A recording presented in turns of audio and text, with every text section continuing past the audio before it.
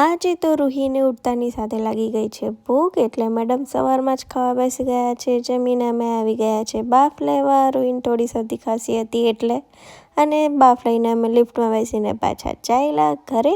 ઘરે આવીને મેડમને પાછી ભૂખ લાગી એટલે ખાવા બેસી ગયા છે ઓરેન્જ ખાઈને અમે વિમાનમાં બેસી ગયા છે. અરે સોરી, વિમાનમાં બેસ્યા નથી, વિમાન જોતા જોતા અમે ફાઇનલી આજે જઈ રહ્યા છે ગામ. અને જો મેડમ કેવું ઇગ્નોર કરે છે, જરાક પણ ભાવ નહીં આપતી. અને આ આવી ગયું છે સુરતનું લાઇટવાળું કેબલ બ્રિજ. આજે તો થોડા વહેલા નીકળ્યા છે એટલે લાઇટ બંધ છે.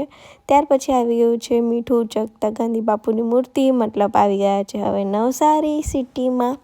અને જો આજે તો એક પછી કેટલા ડીજે મળે છે, એટલા વરઘોડા મળે છે ને.